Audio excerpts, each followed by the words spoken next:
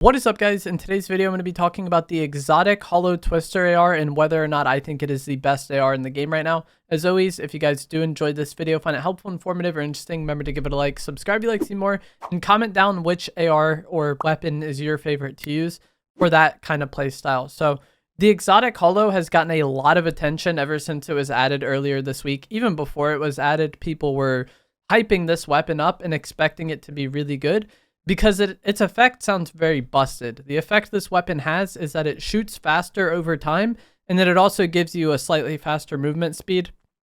But it's mainly the increased fire rate that people really hype up about this.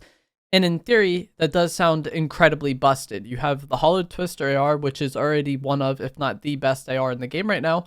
And then this one shoots faster, and so you're going to be dealing damage faster. It sounds like a no-brainer that this would be the best AR, right? However, there are some drawbacks, and these drawbacks are pretty significant, I think. For starters, the damage is just low. The base Holo Twister, the common version, does 27 damage, and then the green version does 29 damage. This exotic has 28 damage, so it is weaker than the green one and slightly stronger than the common one. If you were to just see a common or green Holo on the ground, you would not think that's anything like exceptional as far as damage goes, right? And this is even like lower than the green. You think like the added fire rate would make up for that lower damage, because your DPS, or like the amount of damage you're able to do, is really how much damage the weapon is doing. And then the fire rate of the weapon. The weaker weapons tend to have a higher fire rate, and then that can sometimes make up for a lower base damage. However, the base fire rate of this is lower than the regular Holo as well. So you have lower damage and a lower base fire rate. Once you have shot it for a while, it will end up shooting much faster than the regular Holo. But for your initial shots, it is just straight up worse than the regular Holo Twister AR. And with how AR fights play out in Fortnite, I think that is a serious problem for this weapon. Because what this weapon wants to do is just hold down the shoot button and then eventually get to the point where that fire rate is insane. And once the fire rate is at its max, you can absolutely melt people. Like, you can kill very quickly. But it's getting to that point that is a problem, and is often going to lose you fights, or I feel like just encourage you to play in a really bad way. Because if you are just going to be peeking for a long time and just mag dumping, it will eventually get to the point where it shreds. But that often is not the best way to play. A lot of times you're going to want to like only be peeking out from behind cover for, you know, a very small window of time, hit your shots, and then maybe push off that damage or reposition, and then, you know, maybe jiggle peek and peek a different angle, and just kind of consistently be unpredictable and like a hassle for your enemy to deal with, right? You don't want them to know exactly where you're peeking from. And if you have somebody that's sitting behind cover and you're just hard peeking, spraying your gun, trying to get to that good fire rate, they can just peek, and, you know, maybe something like the mammoth pistol or sniper, if they have that in their inventory, you are very susceptible to just like immediately losing the fight to those weapons if you are peeking for a long time. And even just versus the regular AR. So if you're peeking for a long time, someone can peek with the burst, throw out a burst or two, and deal serious damage to you.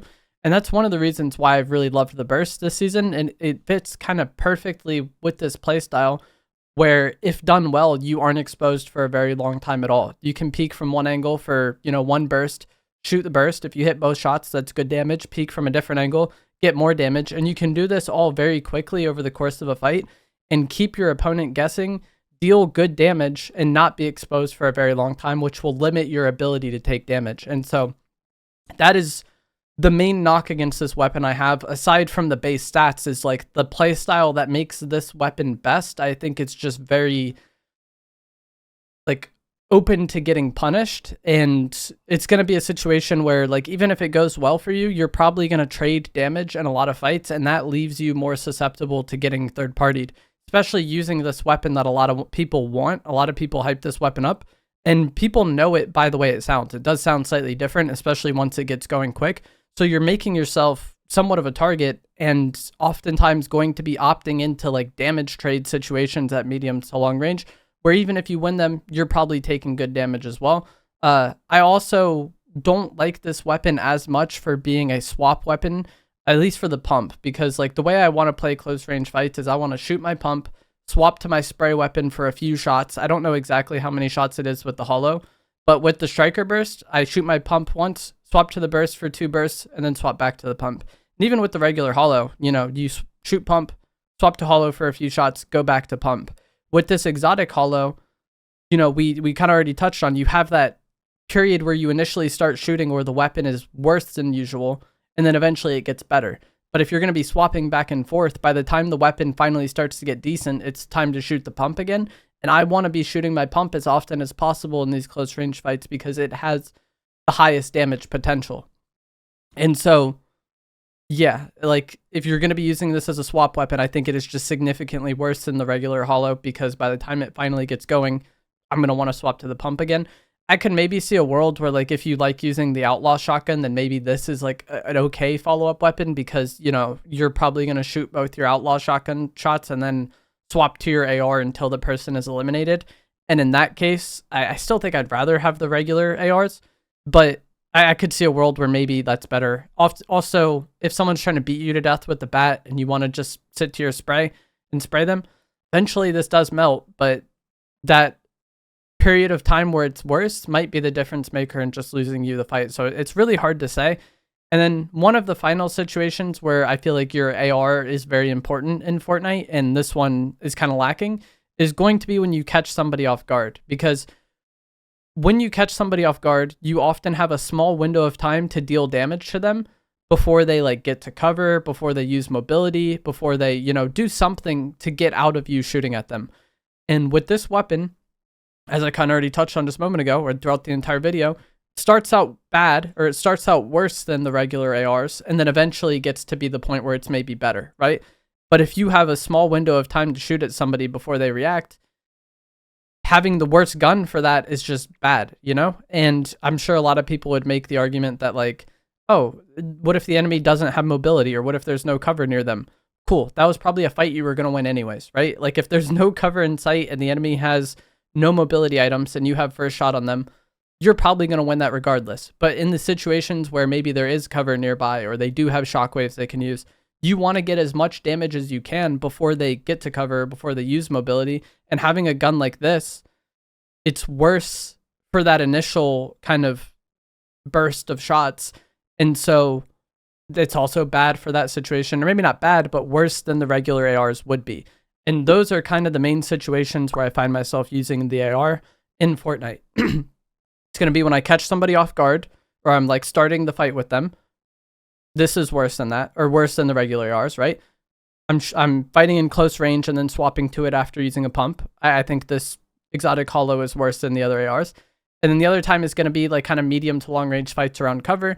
And as I already said at the start of the video, I think it's worse than the regular ARs in those situations as well, because it encourages you to peek for a long time, because that's when your weapon eventually gets good. And somebody that's using cover well and using right shoulder peeks well, I think is just going to have a huge advantage in that fight versus somebody hard peeking, especially if they have something like the sniper or the mammoth pistol.